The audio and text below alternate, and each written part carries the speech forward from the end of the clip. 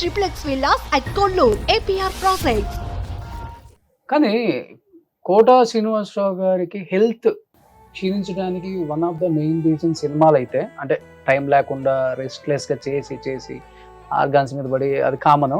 ఇంకొకటి కొడుకు చనిపోవటం బాగా రెండు ఎక్కువ. బస్ వదిలేసింది ఆ టాపిక్, అది వద్దు, మర్చిపోయాం దాన్ని మళ్ళీ.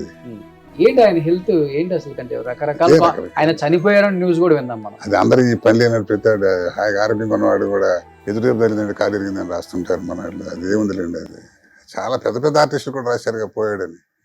ఆడమ లేడీ ఆర్టిస్టులు కూడా రాస్తారు. అది ఏదో చందాను, ఏదో చిన్న తలకాయనొప్పి హాస్పిటల్కి వెళ్తే హాస్పిటల్ కనపడ్డాడు కూడా చచ్చిపోయాడు. అదేమంటే హాస్పిటల్ చూసి హాస్పిటల్ ఉన్నాడా 70 ఏళ్ళు వచ్చినవాడు ఏదో హాస్పిటల్కి వెళ్ళడు. ఏదో అంతే, ఇలా వార్తలు ఫైర్ కావాలి వాళ్ళు. బాధపడ్డారు కదా బాగా. ఆయన వీడియో కూడా పెట్టారు ఒకటి.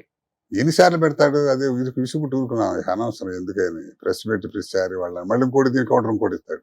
ఇప్పుడు ఫ్యామిలీకి టైం స్పెండ్ చేసుకుంటున్నారు, అందరు బాగా కలవటం, ఎవరు మీరు కోట గారు. అయ్యో అవన్నీ ఉంటాయండి, ఎందుకు ఉండదు. ఎక్కడెక్కడన్నా ఇప్పుడు ఇదివరకు ఆ టైం లేదని ఇప్పుడు అందరిని పిలుస్తాడు, చేస్తాడు, కూర్చోబెడతాడు అందరూ ఎంత. కనీసం నేనైతే మీతో వారానికి ఒకసారి గ్యారెంటీ కలుస్తాం. ఇక మా సిస్టర్స్ వాళ్ళు దూరంగా ఉన్న వాళ్ళు వెళ్తారు, వస్తుంటారు, వెళ్తుంటారు. ఇప్పుడు అంటే మనకి వెళ్ళటానికి తగ్గింది కదా, మొబిలిటీ తగ్గింది, వెళ్ళలేడుగా బాగా. వెళ్ళాలంటే పెద్ద మామూలుగా గబుక్కనేదో బస్సు ఎక్క రైలుకి వెళ్ళే మనిషి కాదు కదా ఈ పక్కన. మన అందుకని ఏంటంటే తన్ని పిలుచుకుంటాడు, చేస్తాడు, అంతా ఇది హ్యాపీ.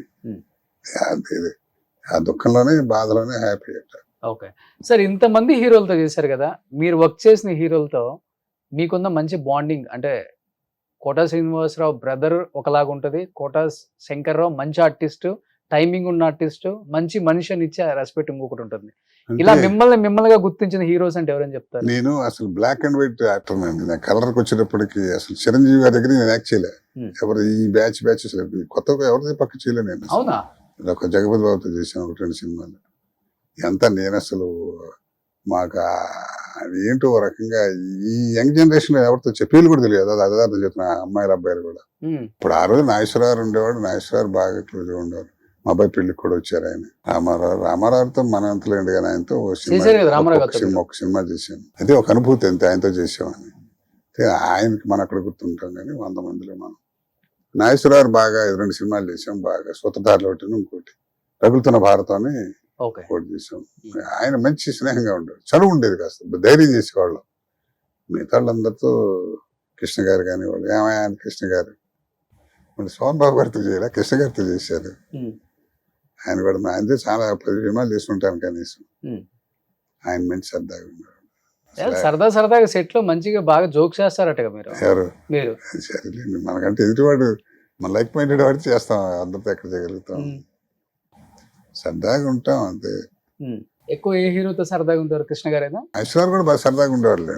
ఐశ్వర్యతో బయట కలవటం కూడా ఎక్కువ. టీవీలో కూడా వేసారు ఆయన. అవును, తర్వాత టీవీ ఆయన కాంబినేషన్ చేయలేదు, టీవీ కలిసి చేయలేదు కానీ మేము కలిసిన ఏమయ్యా కోట అని ఏదో సరదాగా నీకు కలవ ఏదో ఎవరో మా ఫ్రెండ్స్ ఎవరు వస్తే ఇంటికి వెళితే వీచింగ్ కార్డు పంపించాను లోపలికి.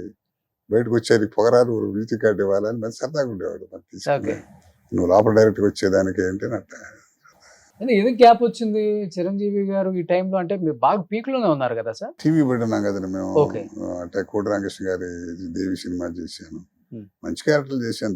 దేవిలో మంచి సినిమా, మంచి రోల్ మీది. తర్వాత పల్నాటి పోర్షన్ కృష్ణరాజు గారితో, ఆయన కూడా మంచి సరదాగా. కృష్ణరాజు గారు మంచి యాక్టర్, రాజ్యాలు భలేగా ఉండేవాడు ఆయన. జగపతి బాబు గారు ఇలా సరదాగా ఉండేవాడు. గ్యాప్ అంటే నేను అసలు ఖాళీగా ఉండేవాడిని కదా గమ్మత్తు. అసలు ఈ ఎంతసేపు టీవీలో ఉండిపోయాడు. 20 రోజుకి నెలకి 20 రోజులు టీవీ కుట్టుడు. అంటే ఆర్థికంగా ఏదో ఒక విధంగా మనకి రావాలి, ఇబ్బంది లేకుండా ఆ ఉద్దేశంతో వచ్చారా టీవీకి, లేకపోతే అవకాశాలు తక్కువ వచ్చారంట? 2 కారణాల వల్ల వస్తాం. ఆర్థిక ఇబ్బంది అనేది మా ఫాదరే లేకుండా ఏర్పాటు చేశాడు మాకు. అసలు ఆర్థిక ఇబ్బంది నాన్నగారు అంటే కోటాను కోట్లు ఉందంటే చెప్పలేం కానీ కంఫర్టబుల్ గా ఉండటానికి హాయిగా ఉంది. దాని తర్వాత బ్యాంకులో ఉన్న ఉద్యోగం, బ్యాంకులో జీతం వచ్చేదిలేండి, మనం ఎప్పుడు వెళ్ళేవాళ్ళం కదా, ఆబ్సెంట్ కాబట్టి వచ్చి ఇక్కడ ఏదో కాంపెన్సేట్ చేసేది. అప్పుడు ఏమి ఇచ్చేవాళ్ళు అండి, పెద్ద కోట్లు. టీవీ మొదట్లో ఉంది సార్, ఏదో చేసామని కనపడాలి, 10 సార్లు కనపడాలి కూడా. బయటకు వెళ్తే మనం గుర్తుపెట్టారు లేదా పిచ్చి ఉండేది తప్ప. డబ్బులు చేస్తే తక్కువ అప్పుడు. తర్వాత నాన్న సంపాదించారు, అన్న సంపాదిస్తున్నారు. ఛానల్స్ వచ్చిన తర్వాత కాస్త ఇప్పుడు కమర్షియల్ అయ్యాం కానీ అప్పుడు ఏముంది, ఎక్కడికో పోయేవాళ్ళం. భోజనాలు కూడా సరిగ్గా ఉండేవి కాదు, టిఫిన్లు ఉండేవి కాదు. ఆ మొదట్లో అట్లా ఉండేది. ఒక్కో ఎపిసోడ్ అంటే 2 రోజులు 3 రోజులు తీసేవాళ్ళు, చంపేసేవాళ్ళు. ఇప్పుడేముంది టక రోజు 4 ఎపిసోడ్లు తీసి పారుతుంటారు. ఎలా ఉండేది అప్పుడు రెమ్యునరేషన్? ఒక 1000-2000 ఉండేదా? అంతే. ₹1000 అంటే ఎస్వి రంగారావు పెద్ద ఎక్కువ. S V Rangarao market. ఓకే. అప్పుడు డబ్బులు మొదట్లో టీవీ దూరదర్శన్ ఉన్నంత కాలం కొలే. ఏమి ఇచ్చేవాళ్ళు, ఎవరిచ్చే ధర్మవరం సుబ్రహ్మణ్యం అంత వేసేవాళ్ళు. అప్పుడు ఏముండేది, సుబ్రహ్మణ్యం అసలు రచన ఉండేది కాబట్టి ఎక్కువ బిజీగా ఉండేవాడు. ఏదో వేసేవాళ్ళ వేషాలు 5 నిమిషాలు 10 నిమిషాలు చింకులు. అసలు దానికే పడి వచ్చేవాళ్ళం కదండి. హైదరాబాద్ వట్టబడి దూరదర్శన్ హైదరాబాద్ లోకలే వచ్చేది. దానికే అసలు బజార్లో మనం గుర్తుపెట్టాడా లేదా 5 నిమిషాలు దానికి గుర్తుపడుతున్నారా అప్పుడు? అప్పుడు హైదరాబాద్ లోకల్ దాటితే తర్వాత ఉండేది టీవీ గ్లామర్ ఎప్పటికీ ఉంది సార్. టీవీలో అసలు పిచ్చి గ్లామర్ ఉంటుంది.